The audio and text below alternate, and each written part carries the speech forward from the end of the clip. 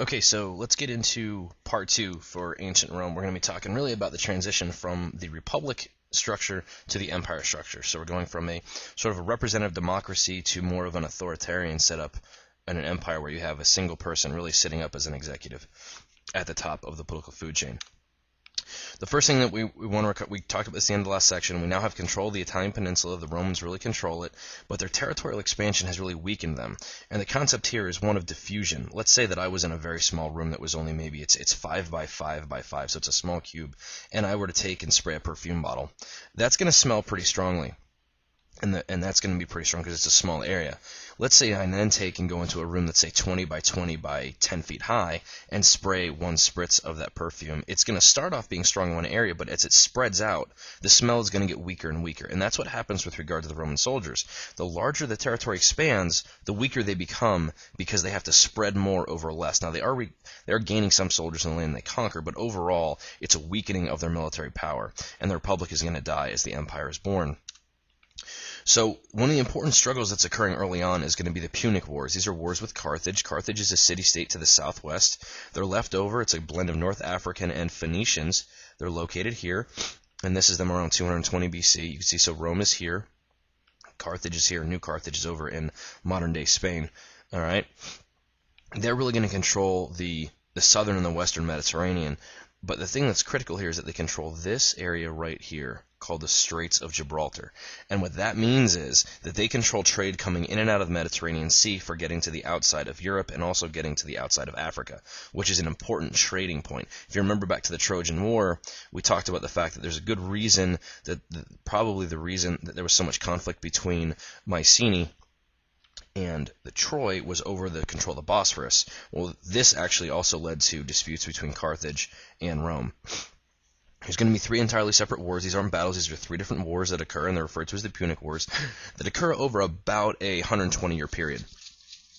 Rome is basically going to win in the end. The second is the one that I want to talk about as being the most notable regarding Hannibal's march.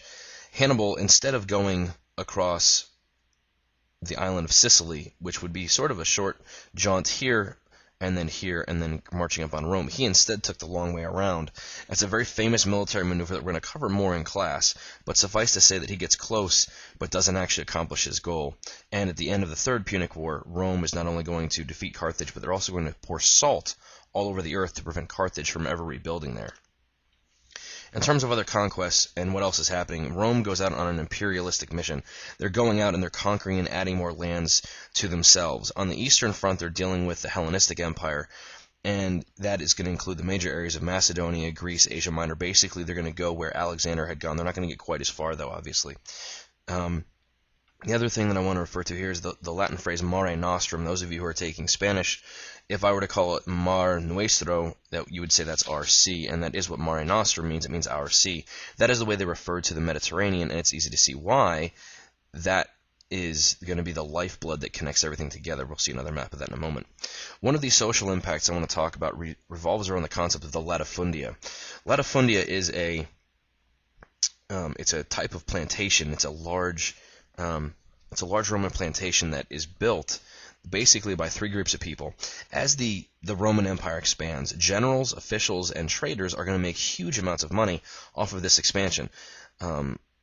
Because every time they go to a new place, they're each going to have certain rights to that new area, and that's going to make them very wealthy. Well, they're going to turn and invest this money in these large plantations called latifundia, and they draw on and they utilize slave labor. What happens is using slave labor is going to drive down the price of their goods and make them cheaper than what a small farmer who could produce. So if I have a large plantation and I'm growing wheat on that plantation, and I use slave labor, so I basically don't pay my workers anything, then there's a small farmer next door who has to pay his men. His wheat's going to be more expensive, and I can make him go out of business because I'm going to undercut his prices. This leads to him going out of business. He has to sell his farm. Who can he sell his farm to? Well, the only person around that has enough money is me, so I then buy his farm from him. I add his farmland to mine. I become bigger and more powerful using economies of scale. We'll go over that term in class a little bit. This drives the unemployed farmers from the Roman countryside into Rome, and when you have a bunch of people that are unemployed and poor and they're hungry, it's going to lead to problems like riots, in the city, and we're going to talk a little bit more about that a little later. All right, there's going to be a pair of brothers, the Gracchus brothers, Tiberius and Gaius, who are going to hold the position of tribune, and they're going to try to do some good things. Tiberius is going to try to redistribute land to some of these poor farmers, and Gaius is going to try to actually buy food using public funds. Both of them are going to upset the Senate to the point of they actually have a hit taken out on them, and street mobs actually kill both of these men. And like I said, sources point to the fact the senators actually hired them, because keep in mind the senators are the wealthy who have a vested interest in those latifundia staying profitable. As Julius Caesar comes to power, there's a period of time where there's a series of civil wars that are going on, and the Senate is struggling with some of these generals and some of the popular leaders in terms of who really controls the power. So there's a power struggle going on between the senators, the generals, and then the popular leaders of the day.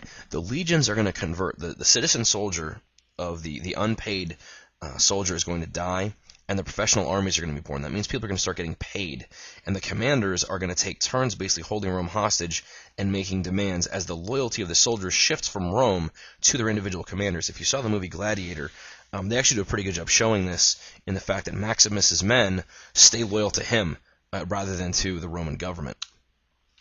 Julius Caesar is going to come in as a very powerful commander after conquesting Gaul for a 10-year period from about 59 to 50. He's going to have a rival commander in a general named Pompey who's going to attempt to get the Senate to make him sort of the preeminent commander of the armies. They send Julius Caesar a letter that says, get rid of your army. He basically tells them no. He comes back and crushes Pompey and puts down all these rebellions that are going on, and that's when the famous phrase was uttered, and that's attributed to him. Veni vidi vici, I came, I saw, I conquered, referring to his victorious return to Rome. Caesar's going to put forth a number of reforms. He's going to basically be in charge from 48 to 44 as the dictator, not the emperor, as the dictator. And he's going to institute employment programs, he's going to redistribute land, reorganize some of the government, institute a calendar. Unfortunately, in 44, on the Ides of March, he will be killed to his demise in 44 BC. All right, there's going to be a civil war that erupts afterwards between Mark Antony and Octavian, which is Julius's grandnephew, according to some sources. And it's going to be almost a 13-year civil war, basically, that rages back and forth, and Octavian will eventually come out the victor. All right, during this period, there's going to be a really stable government, and we're going to have a period called the Pax Romana. Octavian is going to gain two titles when he comes to power.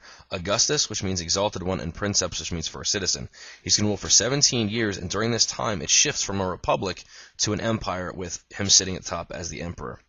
What does he do? Well, he's going to leave the Senate there again for stability purposes. He's going to institute a system of law enforcement civil service. That's cops. He's going to use talent to hire people rather than their birthright. He's going to allow different areas that are conquered to govern themselves. He's going to take roll of everyone for effective taxes. It's called a census. He's going to institute a post office. He's going to universalize coinage. But what he forgets to do and leave out, just like Alexander had done, is he doesn't name a clear successor, which is going to lead to a trend in the emperors where they fail to name someone, and there's a civil war often when a Caesar passes off. Combination of good and bad emperors. We've got Caligula and Nero, who are two of the most reviled for their idiosyncrasies and maybe their mental instability. Hadrian and Marcus are hailed during this time period as two of the most stable, making changes to law and approaching the rulership philosophically. The Pax Romana period starts with Augustus and ends with Marcus Aurelius. It means Roman peace, and during this time trade is going to flourish. The legions and the Roman soldiers are going to keep order. There's going to be plenty of food, and there's going to be a great circulation of idea exchange. And this is a map that sort of shows exactly where they were during this time period, and you can see again around the Mare Nostrum, the Mediterranean Sea, they've got pretty good control of that area. The bread and circuses. What are the things that, for example, teenagers do whenever they get together? Well, they always eat and they always want to have fun. Well, we still have the problem of the poor and the unemployed in the city of Rome. So the circuses, the Circus Maximus was a race course, but also a place where gladiators would fight. This would keep the people entertained, and at these events, people would also receive food that would keep them fed. These amusements are going to keep them from rioting and keeping them from disturbing the city, and they were systematically intended to do that. However, eventually, the money's going to run out, and that system's going to come to a collapse, which is going to lead to more problems in Rome.